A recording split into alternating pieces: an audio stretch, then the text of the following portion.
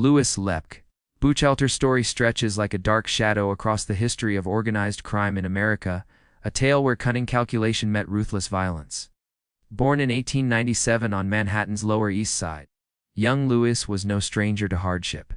His childhood was steeped in the chaos of immigrant poverty, crowded tenements, endless struggle for survival, and a neighborhood where every corner offered temptation. When his father died and his mother could not manage the burden, Lepke drifted into the streets, where the codes of toughness and survival shaped him far more than the lessons of any classroom. While many boys hustled for pennies to help their families, Louis discovered that intimidation and clever maneuvering brought faster rewards. He carried himself not as a reckless thug, but as someone who seemed to understand the chessboard of crime. As the 1920s dawned, the Prohibition era transformed America into a battleground of opportunity for criminals. Alcohol flowed illegally, fortunes were made overnight, and mobsters rose to power in cities across the nation. For Lepke, this was not merely about bootlegging, it was about structure, order, and control. He carved his path in labor racketeering, targeting industries that ordinary Americans relied on every day. Factories, garment shops, bakeries, trucking companies, all became his playgrounds of fear. Employers were coerced into paying protection money if they resisted. Machinery was smashed, warehouses were burned, and strikes paralyzed production. In a city buzzing with commerce, Lepke turned labor unrest into his personal empire.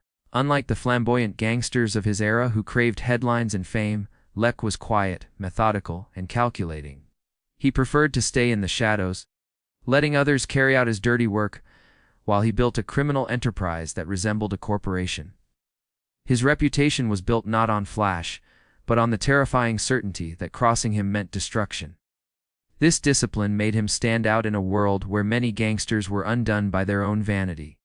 But what would make him infamous, what carved his name permanently into the darkest annals of crime, was his role in founding and overseeing Murder, Inc. This wasn't just a gang, it was a nationwide enforcement squad, a syndicate dedicated solely to contract killings. Murder, Inc. was the muscle of the national crime syndicate, carrying out executions on behalf of mob bosses across America. It operated like a macabre business. Orders were given, contracts assigned, and killers dispatched with chilling efficiency. The men under Lepke's command were some of the deadliest names in organized crime. Albert Anastasia, Abe, Kid Twist, Reles Harry, Pittsburgh Phil, Strauss. Together, they carried out hits that silenced witnesses, eliminated rivals, and punished disloyalty. Victims vanished in alleys, were found floating in rivers, or simply disappeared forever. The numbers remain uncertain, but estimates suggest that under Lepke's command, hundreds of people were murdered. The fear was so pervasive that Lepke's name was whispered more than spoken. By the early 1930s, Lepke's grip on New York was suffocating.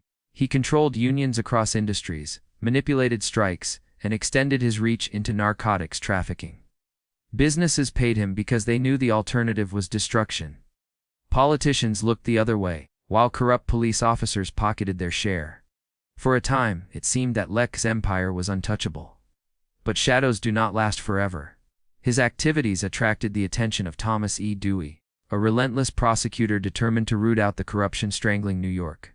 Newspapers began to call Lepke the most dangerous man in America. The FBI soon joined the hunt, branding him one of the nation's most wanted criminals. As the pressure closed in, Lepke went underground, living in safe houses, guarded by loyal men, always looking over his shoulder.